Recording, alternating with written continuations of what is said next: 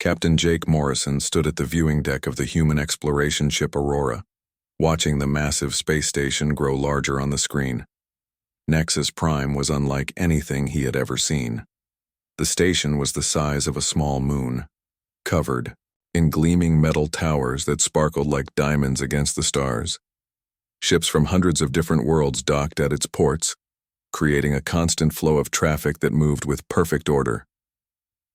"First time seeing a Federation capital station?" asked Dr. Lisa Carter, joining him at the window. She was the ship's expert on alien cultures, and her job was to help humans understand how other species lived and thought. "It's beautiful," Jake admitted, "but something feels strange about it. Everything is too perfect, too clean. Where are the signs of life? The chaos that comes with so many different people living together?" Lisa nodded. She had been thinking the same thing during their 3-day journey to the station. The Federation has been around for 10,000 years. They've had time to work out all the problems that younger civilizations still face. The Aurora docked at Port 7, and Jake led his small team through the airlock. The Federation had invited humanity to join their great alliance of worlds, but Jake knew this was more of a test than a welcome. Humans were the newest species to discover faster-than-light travel, and the older races wanted to see if they were worth accepting. The docking bay was enormous, with ceilings that stretched up so far they disappeared in shadows. Hundreds of beings moved through the space, but they all walked at the same speed in the same direction, following painted lines on the floor. No one ran, no one shouted, no one seemed excited or angry or afraid. They all moved like parts of a giant machine. Ambassador Zexhai waited for them at the customs checkpoint. He was tall and thin, with blue-gray skin and large black eyes that seemed to see everything but feel nothing. His species, the Corvani, were one of the founding members of the Federation and considered themselves the most advanced race in the galaxy. "Welcome to Nexus Prime, Captain Morrison," Zexhai said in perfect English. His voice was flat and emotionless, like a computer reading a script. "I trust your journey was within acceptable parameters." "It was fine, thank you," Jake replied, shaking the alien's cold hand. "We're honored to be here." "Honor is an inefficient emotion," Zexhai said matter-of-factly. "But your species will learn to move beyond such primitive concepts in time. Please, follow me to the orientation center." They walked through corridors filled with the most advanced technology Jake had ever seen. The walls showed real-time images of space battles from thousands of years ago, scientific discoveries and peaceful meetings between different species. But something was missing from all these displays. Jake couldn't put his finger on it until Dr. Carter whispered to him, "Have you noticed? There are no statues, no monuments to individuals. Everything celebrates the Federation as a whole, but no single person is remembered." The orientation center was a vast auditorium where hundreds of beings sat in perfect rows listening to a presentation about Federation history. Jake and his team found seats in the back as Zexhai began to speak. "The Galactic Federation represents the highest achievement of intelligent life," the ambassador began. "We have eliminated war through logical resource distribution. We have ended poverty through efficient production systems. We have conquered disease through advanced medical technology. Most importantly, we have evolved beyond the dangerous emotions that once threatened our survival." The presentation showed images of the early days of the Federation, when different species still fought wars and competed for resources. Jake saw battles that destroyed entire worlds, famines that killed billions, and plagues that wiped out whole civilizations. "Our ancestors were driven by primitive instincts," Zexhai continued. "Fear made them build weapons instead of hospitals. Anger made them fight instead of cooperate. And worst of all, the emotion you humans call heroism made them take foolish risks that endangered entire populations." Jake felt his jaw tighten. Heroism was foolish? The people who risked their lives to save others were dangerous? "Consider this historical example," Zexhai said, as the screen showed an ancient battle. During the War of the Burning Suns, a group of Corvani warriors chose to sacrifice their lives to destroy an enemy fleet. Their action saved one world, but cost the Federation valuable ships and trained personnel. A logical analysis shows that negotiation would have achieved the same result, with 0 casualties. Dr. Carter leaned over to Jake. But what if negotiation had failed? What if those warriors hadn't acted? The presentation continued for 2 hours, showing how each Federation species had gradually given up what they called emotional decision-making in favor of computer-controlled systems. Their military was now run entirely by artificial intelligence. Their governments made decisions based on mathematical formulas. Even their art and music were created by machines to produce the most pleasing results for the largest number of people. After the presentation, HFY led them on a tour of the station. They visited the military command center, where Admiral Thexmar of the Zentarian Navy showed them the Federation's defense systems. The Admiral was a massive being, covered in scales, who looked like he should be a fierce warrior. Instead, he spoke in the same emotionless tone as everyone else. "Our fleets are controlled by the Strategic Defense Network," he explained, pointing to a wall of screens showing thousands of ships positioned throughout the galaxy. The system calculates the optimal response to any threat and deploys forces accordingly. No sentient being has died in combat for 312 years. "What about courage?" Jake asked. "What about the willingness to fight for what's right, even when the odds are against you?" Admiral Thexmar looked confused. "Courage is an inefficient response to danger. The logical action is to use overwhelming force or withdraw until conditions are favorable. Individual bravery leads to unnecessary casualties." That evening, Jake and his team were given quarters in the diplomatic sector. The rooms were comfortable but sterile, like hospital rooms designed by computers. As his crew settled in for the night, Jake found himself unable to sleep. He kept thinking about what he had seen and heard during the day. Dr. Carter knocked on his door around midnight. "Can't sleep either?" she asked. "Something's wrong here, Lisa. I can't figure out what it is, but something important is missing." She showed him a datapad filled with notes she had been taking. "I've been reading through the historical records they gave us access to. There are gaps, Jake. Huge sections of Federation history that have been classified or deleted. And the older records, the ones from before they became so logical and perfect, they tell different stories."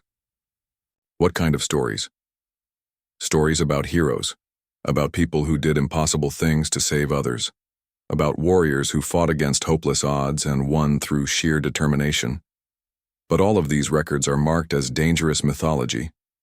They don't want anyone to read them." Jake looked out his window at the perfect, ordered city below.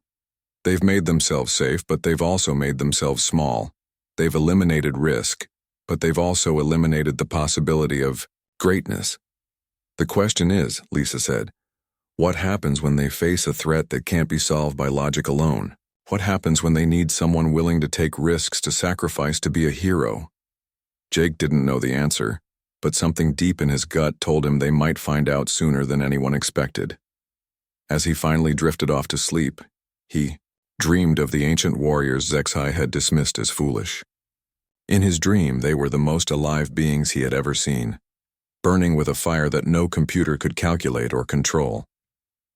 The next morning would bring humanity's formal acceptance into the Federation.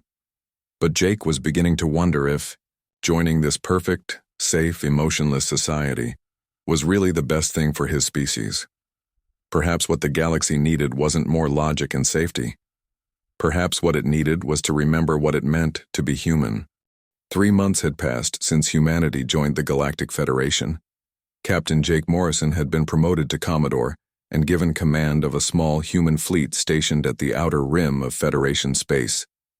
His ships were older models, retrofitted with Federation technology, but they still carried human crews who hadn't yet learned to think like machines. Jake stood on the bridge of his flagship, the Memphis, watching the stars through the main viewport. The past months had been frustrating.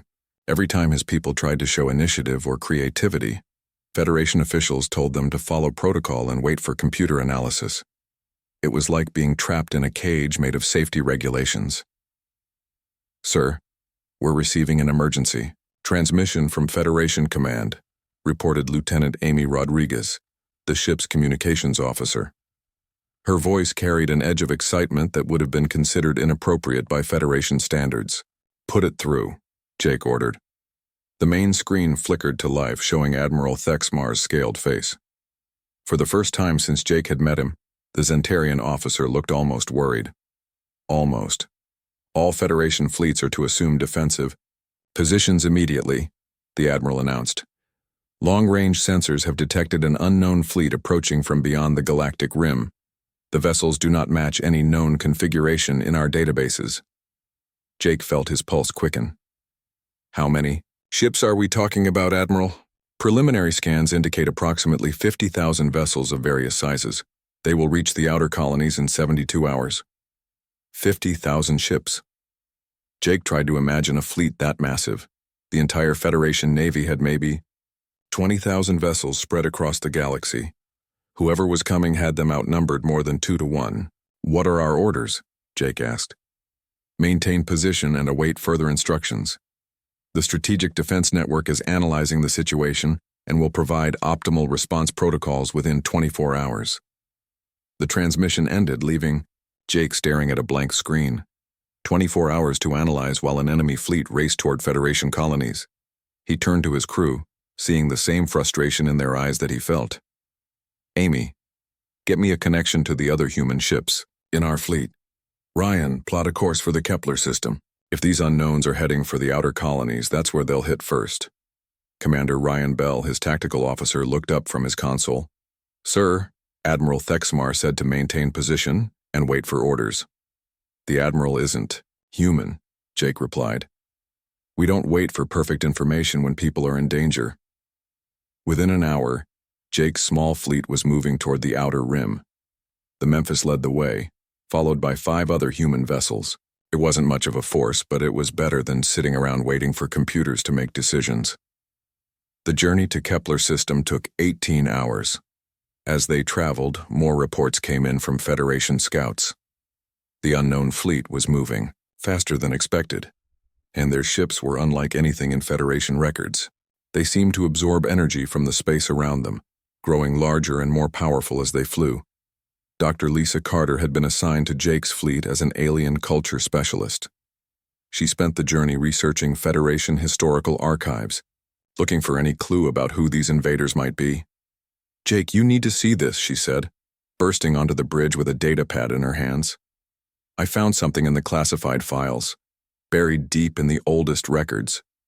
She showed him an ancient text written in multiple languages, most of which the Federation's computers couldn't translate, but enough was readable to understand the basic story.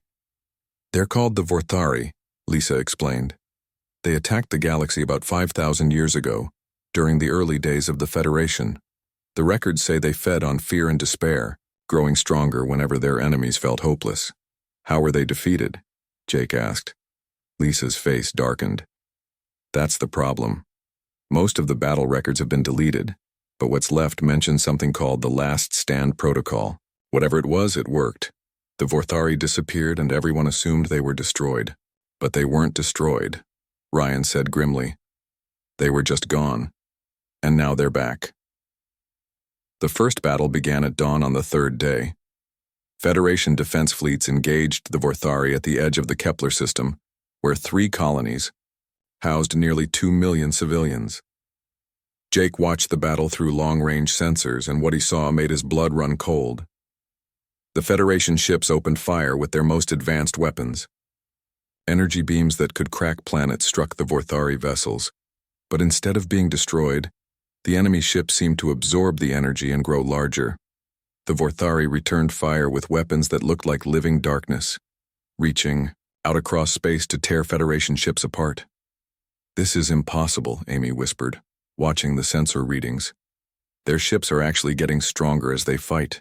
Admiral Thexmar's fleet consisted of 200 ships, the largest force the Federation could gather on short notice. Within 30 minutes, half of them were destroyed or disabled. The Vorthari fleet barely seemed to notice the losses they had inflicted. "All ships, withdraw to secondary positions," came the Admiral's order. "Regroup and await strategic network analysis." Jake watched as the surviving Federation ships pulled back, leaving the Kepler colonies defenseless. The Vorthari moved in like a swarm of hungry insects surrounding the 3 inhabited worlds. "Sir, we're receiving a transmission from Kepler Colony 1, Amy reported. "They're requesting immediate evacuation assistance." Jake looked at his small fleet of 6 ships. Against 50,000 Vorthari vessels, they would last maybe 5 minutes. The logical thing to do was retreat with the rest of the Federation forces and wait for a better plan. "All ships battle stations," Jake ordered instead. "We're going in." "Sir, that's suicide," Ryan protested. "We can't fight that many ships. We can't abandon 2 million people either," Jake replied. "Maybe we can't win, but we can buy time." "For evacuations, Amy, send a message to the colonies. Tell them to get everyone to the transport ships." The Memphis and her 5 escort vessels dove toward Kepler Colony 1, where the largest population center was located. The Vorthari ships turned to meet them, their dark hulls rippling with absorbed energy. The first exchange of fire confirmed Jake's worst fears. Human weapons seemed to have little effect on the enemy vessels, while Vorthari energy beams cut through human shields like they weren't there. The destroyer Portland took a direct hit and exploded in a ball of plasma. "Jake, we have to retreat," Ryan urged. "We're not doing any good here."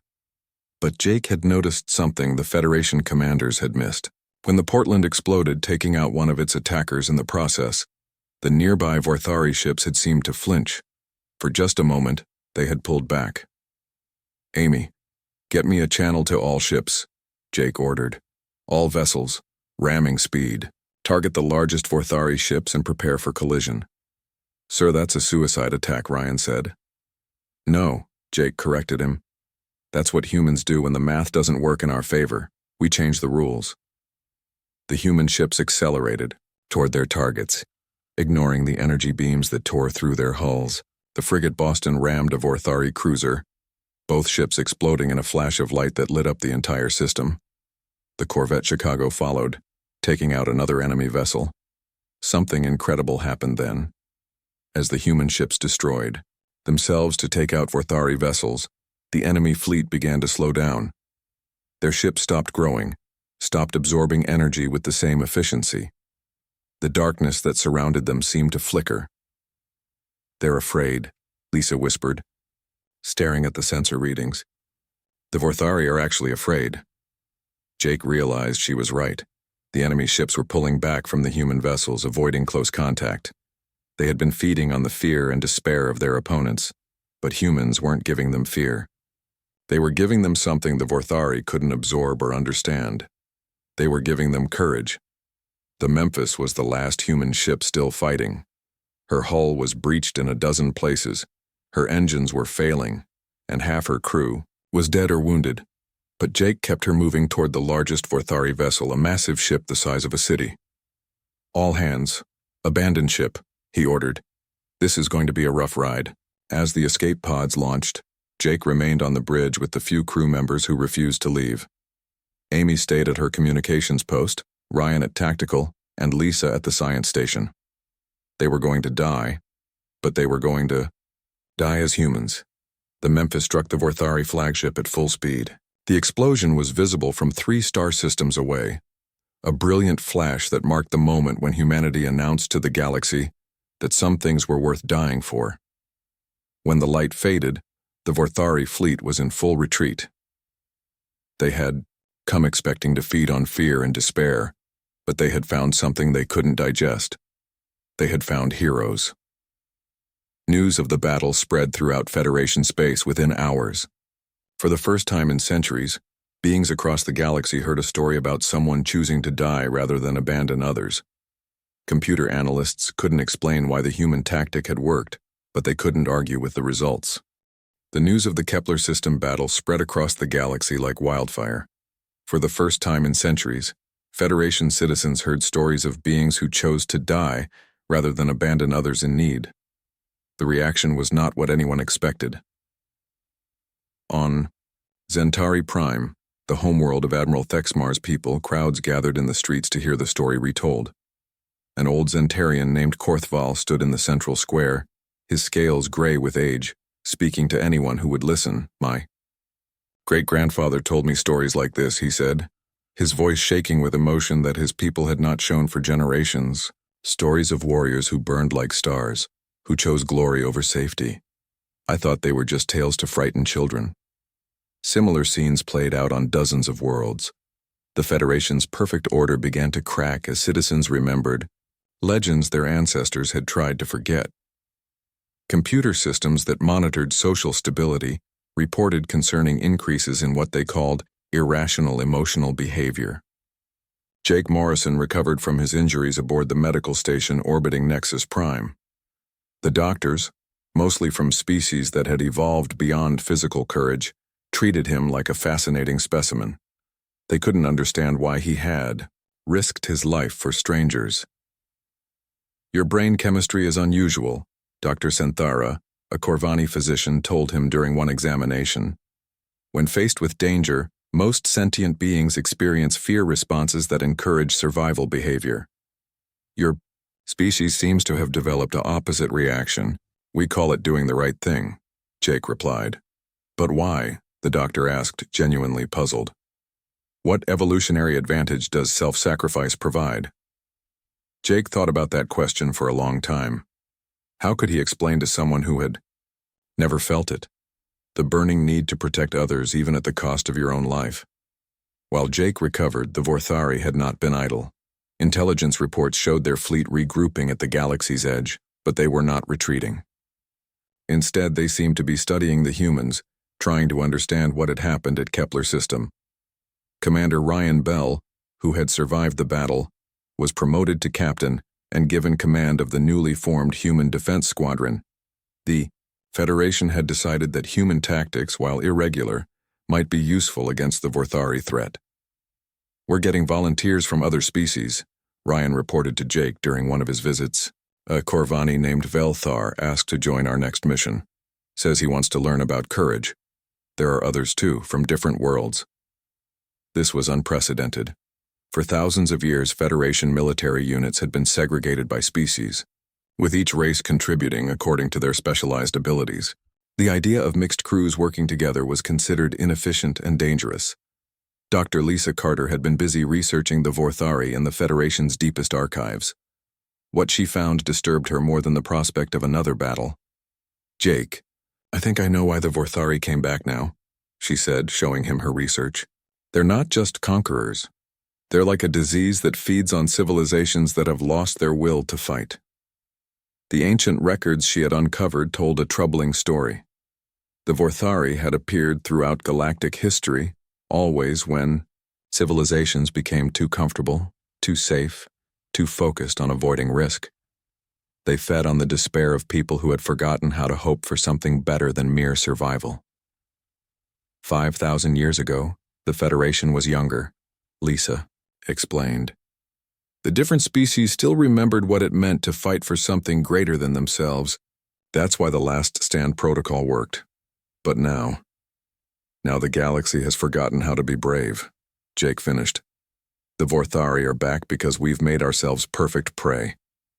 The second Vorthari attack came 2 weeks later, targeting the heavily populated Harmony system. This time, the Federation was ready with a new strategy. Instead of relying entirely on automated defenses, they sent a mixed fleet under human command. Captain Ryan Bell led the defense force, but his crew was unlike anything the galaxy had seen before. Humans worked alongside Corvani, Centaurians, and Thalorians. The ship's bridge was a chaos of different languages, customs, and ways of thinking. "This is never going to work," muttered Lieutenant Commander Zara Peth, a Thalorian who had been assigned as Ryan's tactical officer. Her people were known for their logical approach to warfare, and the human way of doing things seemed insane to her. "Maybe not," Ryan admitted, "but it's going to be interesting." The Vorthari fleet that attacked Harmony system was larger than the one at Kepler, nearly 100,000 ships arranged in formations that hurt to look at directly. They moved like a living shadow across space, absorbing light and energy from everything around them. The Federation fleet numbered only 5,000 ships, but they were crewed by beings who had spent weeks learning from human instructors. The lessons had been simple. Sometimes you have to risk everything to save anything. The battle began badly. The Vorthari ships opened fire with weapons that seemed to tear holes in space itself. Federation vessels exploded or simply vanished, consumed by darkness that spread like infection through the fleet. But something was different this time. When the destroyer Valiant took a direct hit and began to break apart, her captain, a Corvani named Thexmar, no relation to the admiral, did something that shocked everyone watching. For the honor of the ancient warriors, he broadcast on all frequencies, then rammed his dying ship into the nearest Vorthari vessel. The words meant nothing to the younger generation of Corvani, but the older ones remembered. They were the traditional battle cry of Corvani heroes from before the Federation's age of perfect safety. More ships followed the Valiant's example. A Zentarian cruiser captain named Gorthak chose to stay behind and hold off 3 Vorthari ships while civilian transports escaped. A Thalorian medical ship pilot named Cyrillin flew directly into a Vorthari formation to rescue the crew of a damaged fighter. Each act of courage seemed to weaken the Vorthari fleet. Their ships began to move more slowly. Their weapons lost some of their terrible power. It was as if they were being poisoned by something they couldn't digest. They're afraid, Ryan realized, watching the sensor readings. They're actually afraid of us. The turning point came when a young Corvani communications officer named Veltar made a choice that changed everything. His ship, the Eternal Logic, was surrounded by Vorthari vessels and taking heavy damage. The logical response would have been to surrender or retreat. Instead, Velthar began broadcasting something that hadn't been heard in Federation space for centuries: ancient Corvani war songs. The melodies were harsh and wild, nothing like the perfect harmonies created by Federation computers. They spoke of warriors who fought impossible battles and died with their enemies' blood on their hands. Other Corvani across the fleet began to join in. Then Zentarians added their own battle chants, and Thalorians their victory hymns. The communication. Channels filled with the sounds of species remembering who they had been before they became civilized. The effect on the Vorthari was immediate and devastating. Their ships began to flee, not in organized retreat but in panic. They had come to feed on despair and fear, but they were being offered something they couldn't consume: hope backed by the willingness to fight for it. The Battle of Harmony system ended in complete victory for the Federation, but the cost had been enormous. Nearly half the fleet was destroyed and thousands of beings had died. In the old days, such losses would have been considered unacceptable. But something had changed. As the survivors returned to their homeworlds, they carried with them stories of courage and sacrifice that spread like wildfire through Federation space. Children who had never heard the old tales began asking their grandparents about ancient heroes. Jake Morrison, now fully recovered and promoted to admiral, received a message from the Federation High Council. They wanted to see him immediately.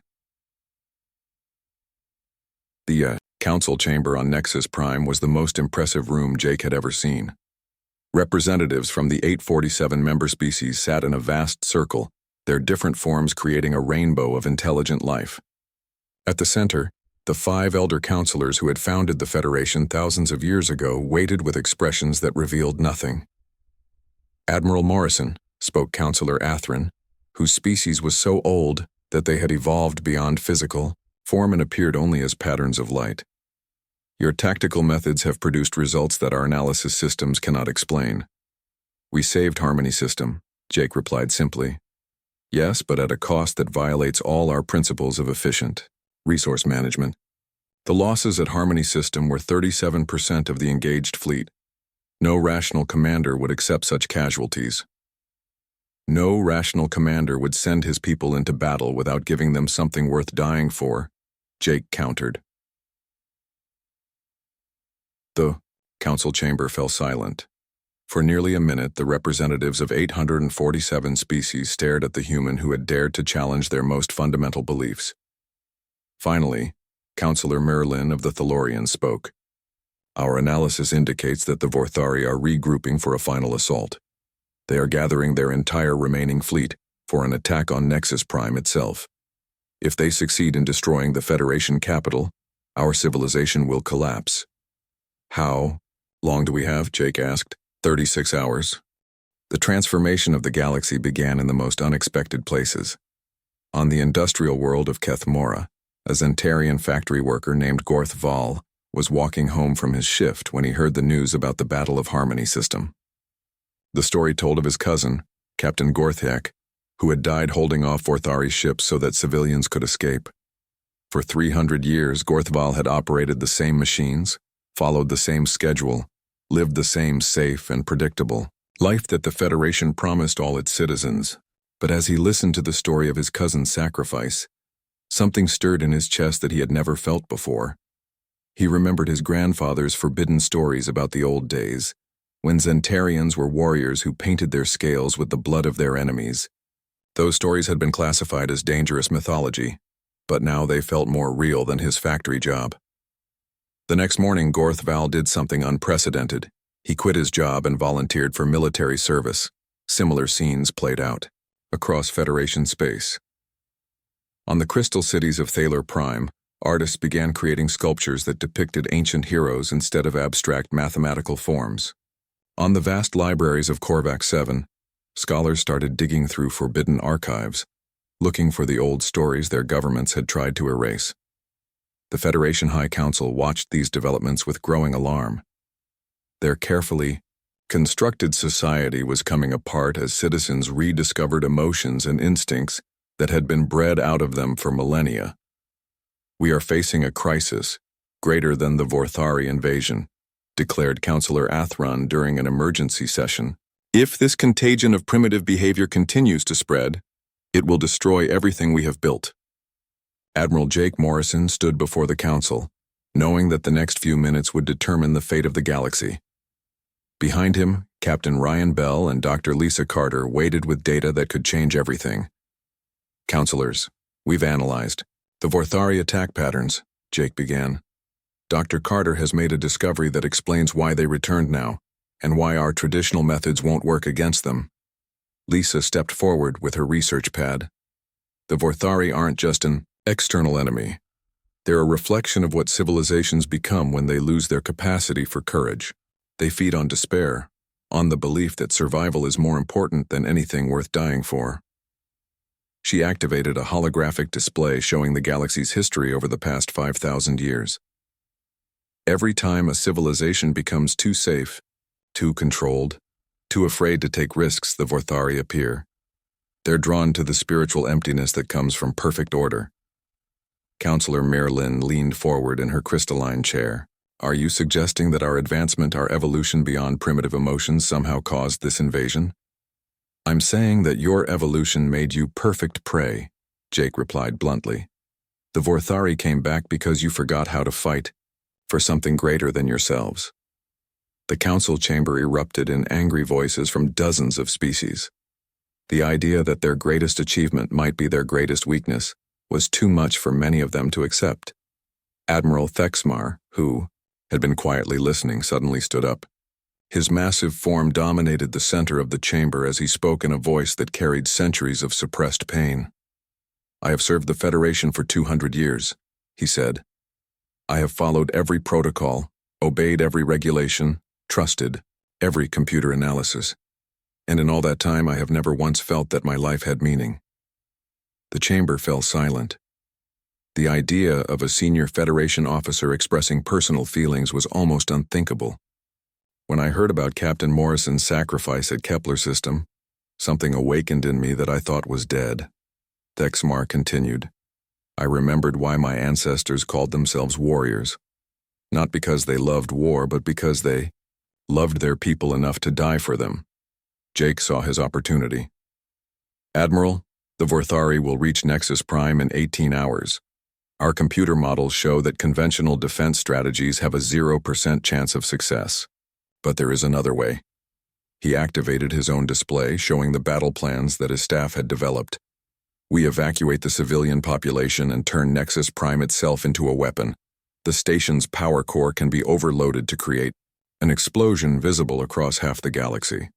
Someone would have to stay behind to trigger it manually, but the blast would destroy the entire Vorthari fleet."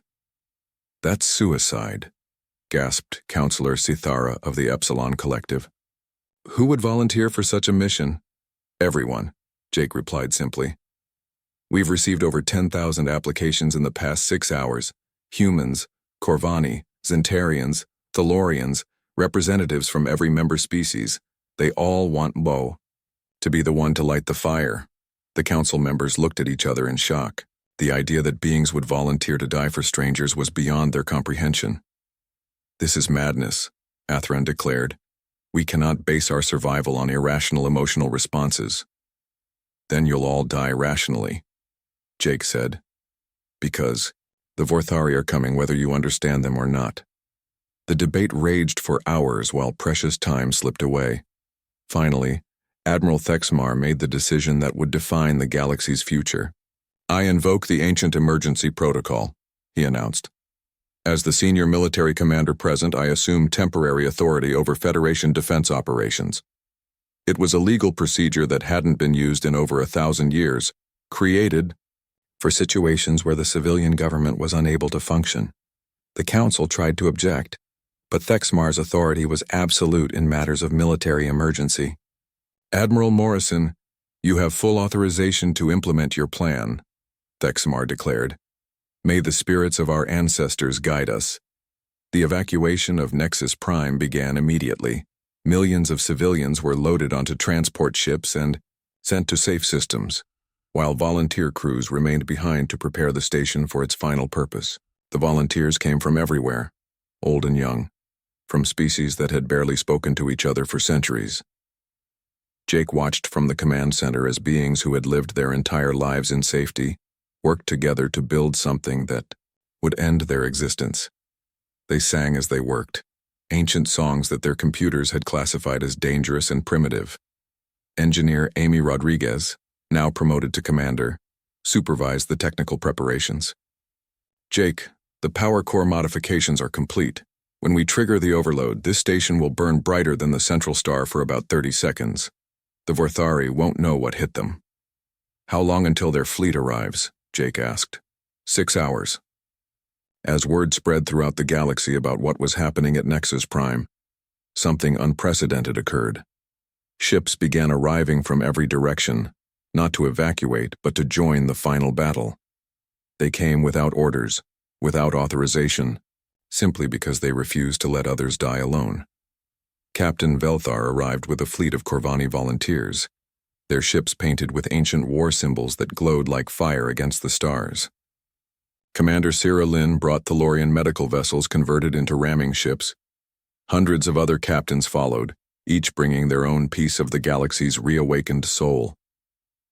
Dr. Lisa Carter made one final discovery in the Federation archives, a document that explained everything. "Jake, I found the real record of the Last Stand Protocol. 5,000 years ago, when the Vorthari first appeared, they weren't defeated by weapons or tactics. They were defeated by hope." She showed him an ancient text written by the survivors of that first war. "The Vorthari feed on despair, but they're poisoned by courage. When enough beings choose to fight rather than surrender, when enough people decide that some things are worth dying for, the Vorthari simply fade away. They can't exist in the presence of true heroism. So we don't actually need to destroy them," Jake realized. "We just need to show them what we're willing to do." "The explosion will work," Lisa said, "but not because it kills them, because it proves that we've remembered who we are." The Vorthari fleet appeared at the edge of the system exactly on schedule, a writhing mass of darkness that seemed to devour the light of nearby stars. They had brought everything they had, millions of ships arranged in formations that hurt to look at directly. Admiral Thexmar stood on the bridge of his flagship, surrounded by volunteers from a dozen different species. His scales had been painted with the traditional war markings of his ancestors, and his voice carried the strength of warriors who had been dead for centuries. "All ships, this is Admiral Thexmar," he broadcast to the assembled fleet. "Today, we fight not just for our worlds, but for our souls. Today we prove that some things are stronger than fear." The final battle for the galaxy was about to begin, and for the first time in thousands of years, the Federation faced its enemy not with cold logic, but with burning hearts ready to sacrifice everything for the chance to light a fire that would be seen across the universe. As the Vorthari ships began their approach, Jake Morrison looked around the command center at the faces of beings who had chosen hope over safety, courage over survival. Whatever happened next, the galaxy would never be the same. The Age of Heroes had returned. The Vorthari fleet filled the space around Nexus Prime like a living storm of darkness. Their ships moved in patterns that seemed to bend reality itself, absorbing light and energy from everything around them. At their center, a massive vessel, the size of a moon, pulsed with stolen power from 1,000 conquered worlds. Admiral Jake Morrison stood in the command center of Nexus Prime, watching the enemy approach on screens that flickered with interference caused by the Vorthari presence. Around him, volunteers from dozens of species worked at their stations, preparing for what they all knew would be their final mission. "Enemy fleet will be in firing range in 30 minutes, reported Commander Amy Rodriguez. Her voice was steady, despite the fact that she was counting down the minutes to her own death. "All volunteer ships report ready," added Captain Ryan Bell, who had insisted on staying behind despite Jake's orders to evacuate with the civilian population. "Fleet Admiral Thexmar sends his regards and says the spirits of ancient warriors are with us." Jake nodded, looking out at the 1,000 ships that had gathered around the station. They came from every corner of Federation space, commanded by beings who had rediscovered something their civilizations thought was lost forever. Corvani cruisers painted with traditional war symbols, Zentarian destroyers whose crews sang ancient battle hymns, Thalorian medical ships converted to ramming vessels by doctors who refused to let others die alone. Dr. Lisa Carter approached with her final report. "Jake, I've been monitoring the Vorthari communications. They're confused. Their scouts report that our fleet is moving into attack positions, but their psychological sensors can't detect the fear and despair they expected to find." "What are they detecting instead?" Jake asked. Lisa smiled, though tears ran down her face. "Hope, courage, the kind of burning determination their computers can't calculate or understand. They don't know how to fight an enemy that isn't afraid of them." The first exchange of fire began when a Vorthari scout ship fired on the Corvani cruiser Eternal Flame. Captain Velthar responded by ramming his ship directly into the enemy vessel, both ships exploding in a burst of light that illuminated the entire battlefield. "For the honor of the ancient warriors." Velthar's final transmission echoed across all frequencies, and suddenly the space around Nexus Prime filled with answering calls from 100 different species, each in their own language but all meaning the same thing. The battle that followed was unlike anything in galactic history. Federation ships charged directly into the Vorthari formations, ignoring tactical advantage in favor of courage and sacrifice. They fought not to win, but to prove that some things were worth dying for. Commander Cyrilin led her converted medical ships in a desperate attack on a Vorthari command vessel. Her final message was broadcast to every ship in the fleet. "We are healers, not warriors, but today, we choose to heal the galaxy's soul." One by one, the volunteer ships threw themselves at the enemy, each sacrifice weakening the Vorthari fleet in ways that conventional weapons never could. The dark ships began to move more slowly, their energy-absorbing hulls flickering as if they were being poisoned by something they couldn't digest. Admiral Thexmar commanded the largest group of volunteers from his flagship at the edge of the battle. The massive Zentarian had painted his scales with the blood-red markings of his ancestors, and spoke in a voice that carried across space itself. "Children of the galaxy, hear me," he broadcast. "Our ancestors fought with courage that burned like stars. Today we become worthy of their memory." His ship, the Pride of Zentari, led a charge of 50 vessels directly into the heart of the Vorthari fleet. They carved a path of destruction through the enemy formation, each ship choosing death over retreat, sacrifice over safety. Jake watched from the command center as the battle reached its climax.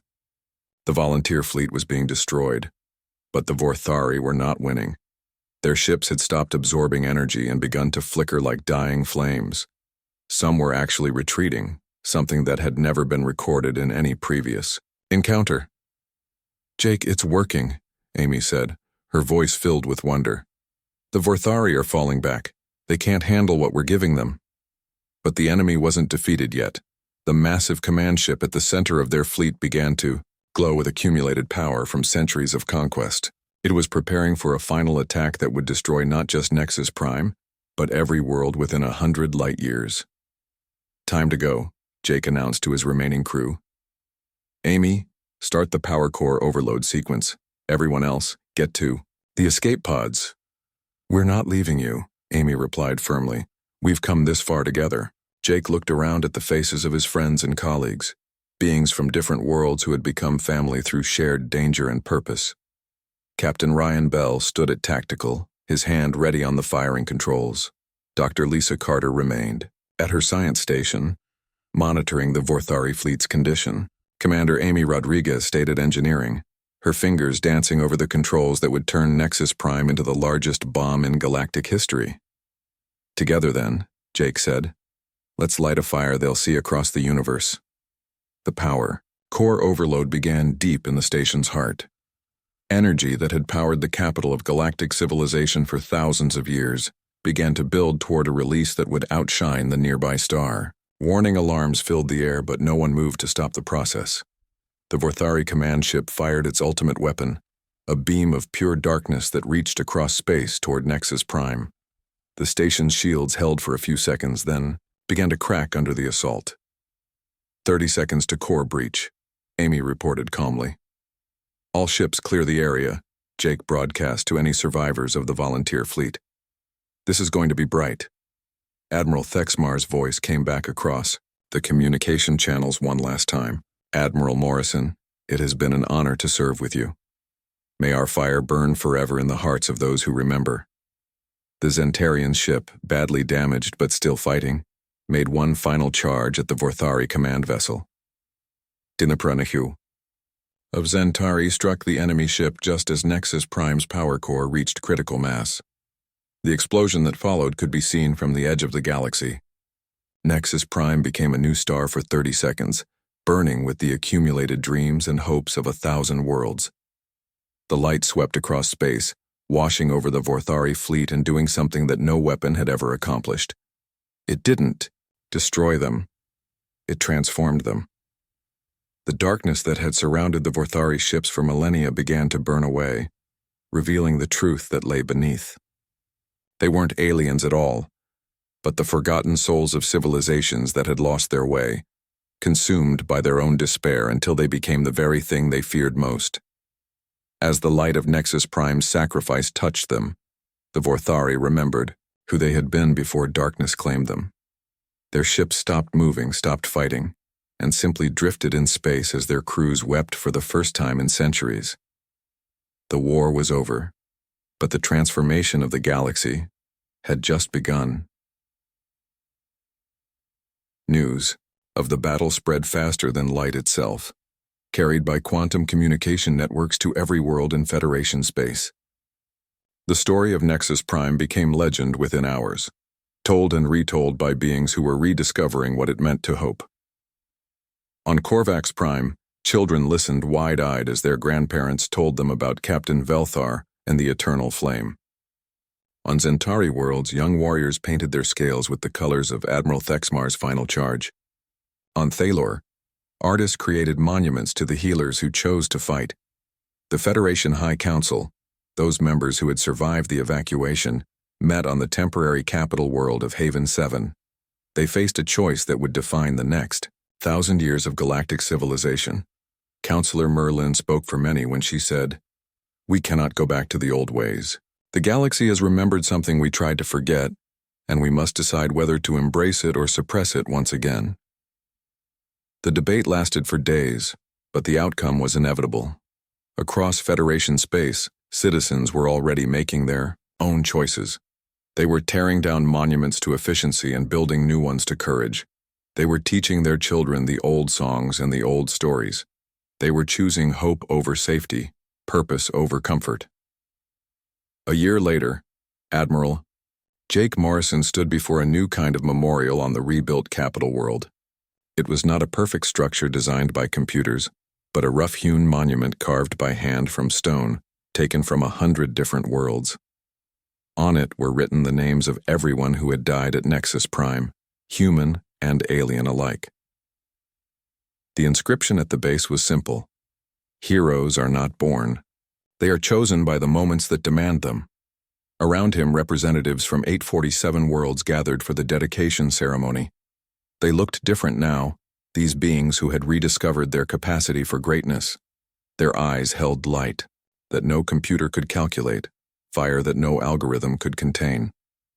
Dr. Lisa Carter, who had survived the battle aboard one of the rescue ships, joined him at the memorial. "Do you think it will last?" she asked. "Will they remember what we learned, or will they gradually drift back to the old ways?" Jake looked out at the crowd of diverse beings, many wearing the symbols of their ancient warrior traditions alongside their modern Federation uniforms.